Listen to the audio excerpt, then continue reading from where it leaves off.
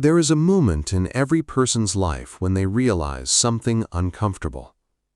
The people who hurt them the most were not always the strongest people in the room. Sometimes they were simply the people who knew exactly which button to push. One insult, one disrespectful message, one cold look, one betrayal, and suddenly your entire mood changes. Your heart beats faster. Your mind starts creating arguments. You imagine what you should have said. You imagine what you will say tomorrow. And hours later, you're still fighting a battle that ended 5 minutes after it began. But here's the strange part. The person who provoked you may have already forgotten about it. You are the one carrying it. You are the one replaying it. You are the one losing sleep over it. And that leads to a question that philosophers have asked for thousands of years. What if the real victory isn't learning how to defeat your enemies? What if the real victory is learning how to stop giving them control over your mind? Because the moment you stop reacting automatically, something changes. The insult loses its power. The manipulation becomes visible. The criticism becomes information instead of an attack. And the person who once controlled your emotions suddenly discovers that they no longer have the key. This is the story of that transformation, and it begins with a simple idea. You cannot control everything that happens to you, but you can train yourself to control what happens next. Imagine you're walking through a crowded city. You're already having a difficult day. You're tired. You're thinking about money. Your phone won't stop buzzing. You have somewhere to be. And suddenly, someone bumps into you. They don't apologize. Instead, they look at you and say, "Watch where you're going." Immediately, something happens inside you. Your body reacts before your mind has time to think. Your chest tightens. Your ego wakes up. You want to answer. You want to prove that you weren't the one at fault. You want justice. But pause for a moment. What actually happened? A person walked into you. Then they said something rude. That's it. Everything else happened inside your mind. The anger, the imaginary argument, the need to prove yourself, the desire to punish them emotionally. This is one of the most important lessons in human behavior. Events happen, then your mind creates a story about those events, and very often, the story causes more suffering than the event itself. A powerful person understands this distinction. They learn to create space between what happens and what they do about it. That space is where self-control lives. Most people believe self-control means never getting angry. That's impossible. You will get angry. You will feel jealous. You will feel embarrassed. You will feel rejected. You will feel insulted. The goal isn't to become emotionless. The goal is to stop becoming a prisoner of every emotion that appears. Imagine someone sends you a message designed to make you angry. You read it. Your first instinct is to respond immediately, but instead you put the phone down. 3 seconds, that's all. 3 seconds where you don't answer. 3 seconds where you allow the emotion to exist without obeying it. Those 3 seconds may seem insignificant, but they are not. Because in those 3 seconds, you have interrupted the automatic pattern. You have told your brain, "I feel this emotion, but I don't have to become this emotion." And that is the beginning of emotional freedom. The strongest person in the room is not always the loudest. Sometimes it's the person who can remain silent while everyone else is losing control. There is another uncomfortable truth. Not everyone who provokes you wants an honest conversation. Some people want a reaction. Why? Because your reaction gives them information. If they insult you and you become angry, they have discovered something about you. If they ignore you and you become desperate, they have discovered something about you. If they criticize you and you immediately defend yourself, they have discovered something about you. Your reaction reveals where your emotional weaknesses are, and once someone knows where your buttons are, they can push them whenever they want. This is why emotional control is not weakness, it is protection. You don't need to announce every boundary. You don't need to explain every decision. You don't need to prove that you are a good person to someone committed to misunderstanding you. Sometimes the most powerful response is simply nothing. Not because you are afraid, but because you understand the game. One of the greatest sources of unnecessary suffering is believing everything is about you. Someone doesn't reply. You assume they hate you. Someone looks serious. You assume they're angry with you. Someone criticizes your work. You assume they are attacking your identity. But consider another possibility. Maybe they're tired. Maybe they're dealing with problems you know nothing about. Maybe their behavior has nothing to do with you. Human beings naturally make themselves the center of every story, but you are not the center of everyone else's world. And that's actually good news, because once you stop interpreting everything as a personal attack, you become free. You stop chasing explanations. You stop reading hidden meanings into every sentence. You stop turning small events into emotional emergencies. You begin to understand not everything deserves your attention, and attention is one of the most valuable things you own. Where your attention goes, your life follows. Imagine someone gives you $100 bill, then they take it back. You would probably feel disappointed. But now imagine someone gives you $1,000, then they take it back. The loss feels much larger. Your attention works the same way. If you give someone your attention for 5 minutes, they have taken 5 minutes of your life. If you spend 3 hours thinking about something they said, they have taken 3 hours. And here's the disturbing part. They may not even know they're doing it. You are giving them the time voluntarily. This is why learning to control your attention is more important than learning to control other people. You cannot stop people from being rude. You cannot stop people from gossiping. You cannot stop people from judging you. But you can decide, does this deserve another minute of my life? That question alone can change everything. Imagine a soldier standing in front of 10 doors. Behind each door is a different battle. Some battles are important. Some are meaningless. Some are traps. A foolish soldier enters every room. A wise soldier asks which battle is actually worth fighting. Your life works the same way. Every day, people invite you into emotional battles. Someone wants to argue. Someone wants attention. Someone wants you to defend yourself. Someone wants you to feel guilty. Someone wants you to become angry. But you don't have to enter every room. You can walk away. You can ignore the message. You can change the subject. You can say, I don't want to have this conversation, and then leave. Walking away doesn't mean you lost. Sometimes walking away means you finally understood the value of your peace. Revenge feels powerful, for a moment. You imagine making someone feel what they made you feel. You imagine the perfect response. You imagine them regretting their actions. And your mind tells you, when I finally get even, I'll feel better. But revenge often creates another problem. Now your happiness depends on someone else's suffering. You are still connected to them. You are still thinking about them. You are still allowing them to occupy space in your mind. True freedom is different.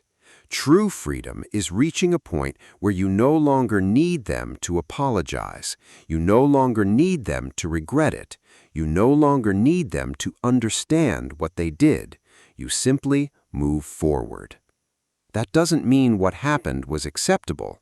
It means what happened no longer owns you. There is a difference.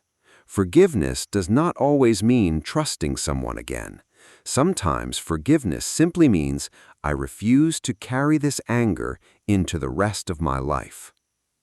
Modern life has created something ancient philosophers could never have imagined, a machine that constantly asks, do people like you?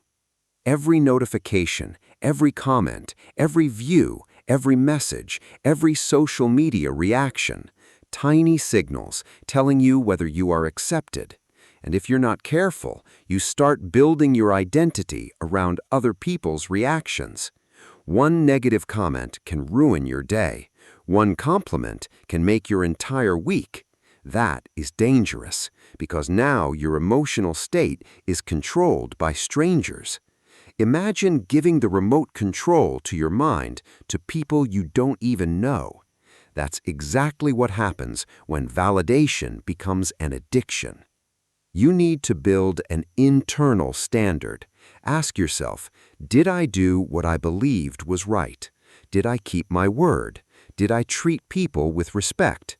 Did I improve today? Did I act according to my values? Those questions matter more than applause, because applause is temporary. Character remains. Here's a simple experiment. Tomorrow morning, before you touch your phone, sit quietly for 5 minutes. Don't check messages. Don't check social media. Don't check the news. Don't look at notifications. Just sit. Notice your thoughts. You will probably discover something uncomfortable. Your mind immediately wants stimulation. It wants information. It wants entertainment. It wants something to react to. This is how modern people lose control without realizing it. Their minds are constantly being pulled outward. So reclaim the first few minutes of your day. Before the world tells you what to think, decide what matters to you. Ask, what kind of person do I want to be today? Not, what do I need to accomplish? Not, who needs to respond to me? Not, who likes me? But, what kind of person do I want to be? Because achievements can disappear. Your character is what remains. Eventually, someone will disrespect you. There is no avoiding it. Maybe it's at work. Maybe it's in a relationship. Maybe it's a stranger. Maybe it's someone you trusted. The question isn't whether disrespect will happen. The question is what you will do when it does. You have several choices. You can explode. You can insult them. You can seek revenge. You can spend the entire night thinking about it. Or you can calmly decide what action actually serves you. If a boundary needs to be set, set it. If a relationship needs to end, end it. If a conversation needs to happen, have it. But don't confuse emotional chaos with strength. Strength is clarity. Strength is being able to say, I don't accept this behavior, without becoming the behavior yourself. That is a different level of power. There comes a point when emotional control stops feeling like a technique. It becomes part of your identity. You stop immediately answering angry messages. You stop explaining yourself to everyone. You stop chasing people who don't respect you. You stop reacting to every opinion. You stop allowing strangers to determine your mood. And something strange happens. Your life becomes quieter. Not because the world became quieter, but because you stopped adding noise to it. People will still talk. Problems will still appear. Some people will still disappoint you. You will still have bad days, but your inner world becomes harder to disturb. And that is the real goal. Not perfection, not emotionlessness, not becoming some cold person who never cares.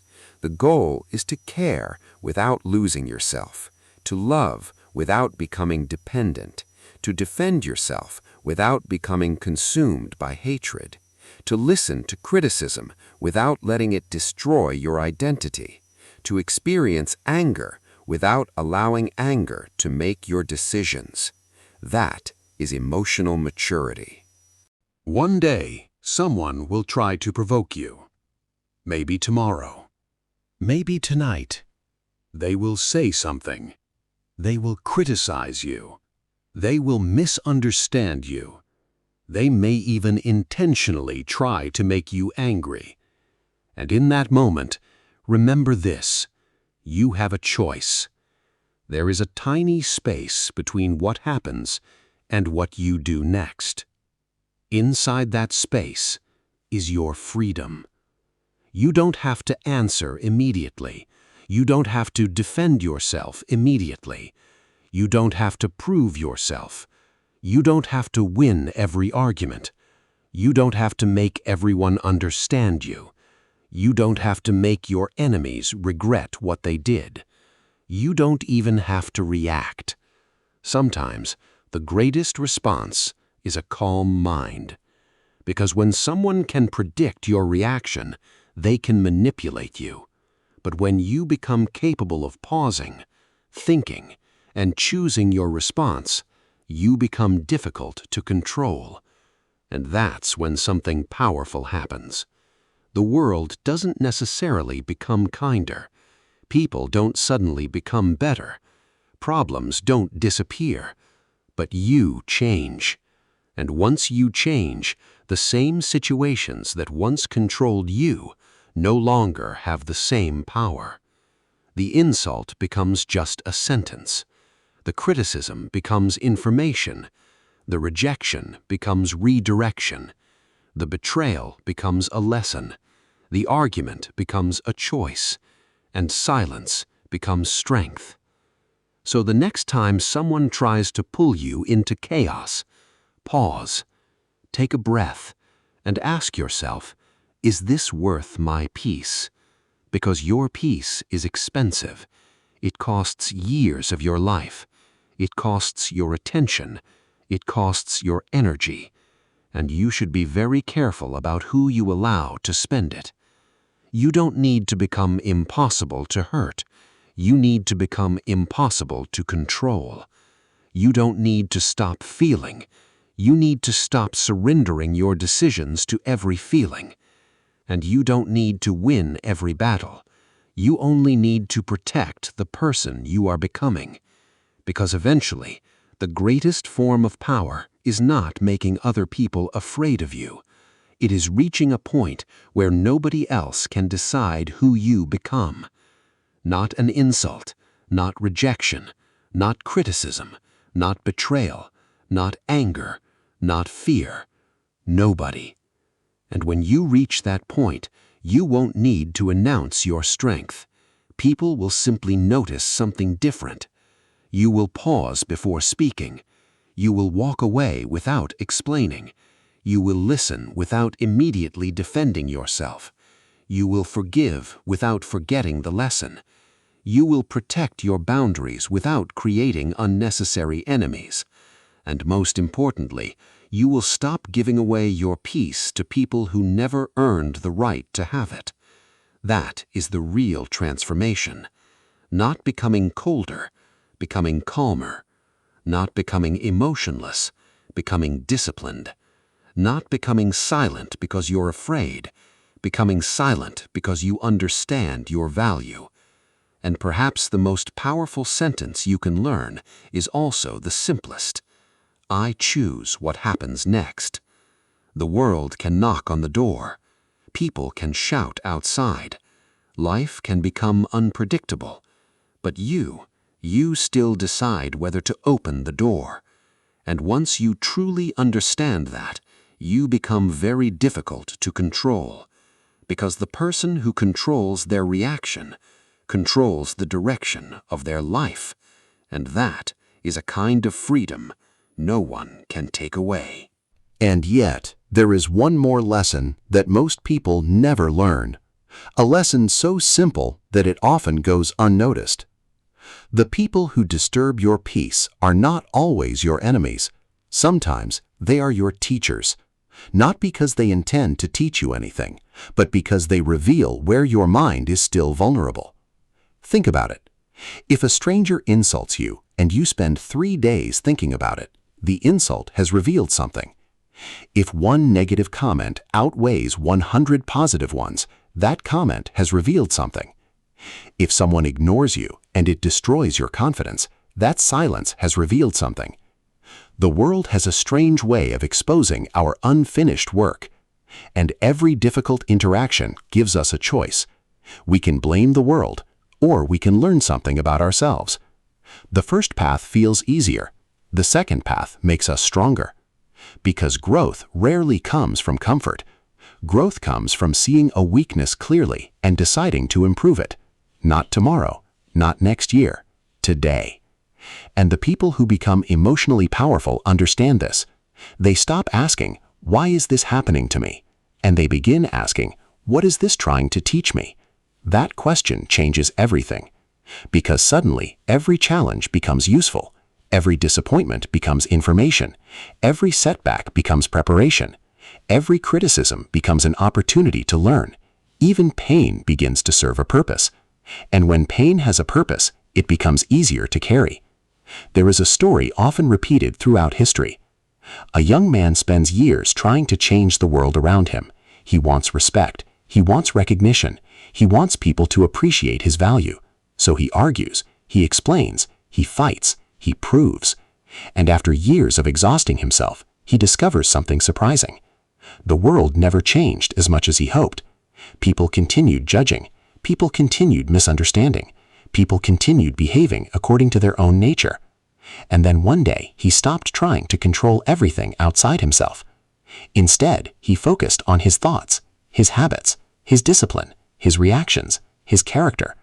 And for the first time, he felt peace, not because life became easier, but because he stopped fighting battles he was never meant to control. Many people spend decades trying to control other people. Very few spend that same energy mastering themselves. Yet self-mastery is where true power begins. Not the power to dominate, not the power to intimidate. The power to remain steady when everything around you becomes unstable.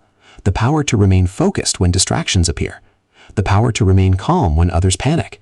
The power to remain kind when bitterness would be easier. That kind of strength cannot be purchased. It cannot be borrowed. It must be built, one decision at a time, one habit at a time, one reaction at a time. Look around the modern world. Every company wants your attention.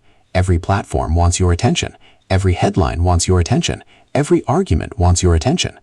Attention has become one of the most valuable resources on earth, and yet people give it away freely. They wake up and immediately hand their mind to strangers. They scroll, they compare, they react, they argue, they worry, and by the end of the day, they wonder why they feel exhausted. The answer is simple, because attention is energy, and wherever your attention goes, your energy follows. Imagine carrying a bucket of water through a desert. Would you pour it onto every random patch of sand? Of course not. You would protect it. You would use it carefully. Your attention deserves the same protection, because your life is built from what you consistently focus on. Focus on fear, and your world becomes frightening. Focus on anger, and your world becomes hostile. Focus on problems, and your world becomes heavy. Focus on growth, and your world begins to expand. The choice is not always easy, but it is always available. Years from now, you will not remember most arguments. You will not remember most insults. You will not remember most online comments. You will not remember the majority of things that upset you this week, but you will remember who you became. You will remember the habits you built. You will remember the risks you took. You will remember the moments when you chose courage instead of comfort. And that realization should change the way you live today, because many of the things stealing your peace right now will eventually disappear. Time will erase them. Distance will erase them. Experience will erase them. But the person you become in response to those challenges will remain. So choose carefully. Every reaction is a vote. Every decision is a vote. Every habit is a vote. A vote for the person you are becoming. And the future version of you is being built right now, in this moment, with this choice, with this response, with this action. One day, perhaps years from now, you will face a situation that would have once destroyed your peace.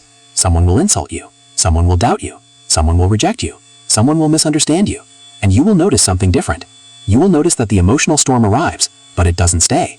You will notice that the anger appears, but it doesn't control you. You will notice that the fear arrives, but it doesn't stop you. You will notice that the criticism hurts, but it doesn't define you.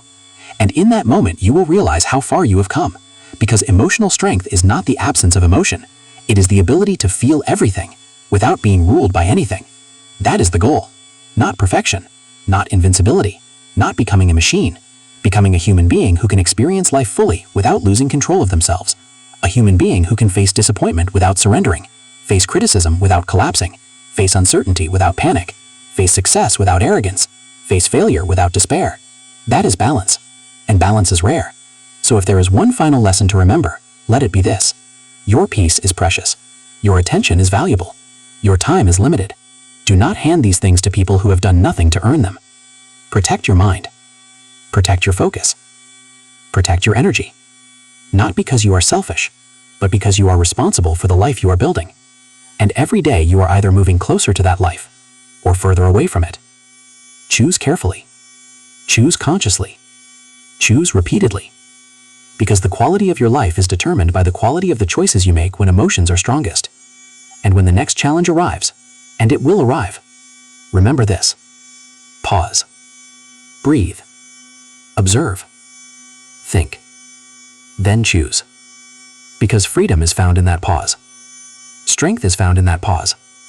Wisdom is found in that pause. And the person you are capable of becoming is waiting on the other side of it. The world may never stop testing you. People may never stop judging you. Problems may never stop appearing. But none of those things have the power to define you. Only your response does. And once you truly understand that, you stop reacting to life and start leading it.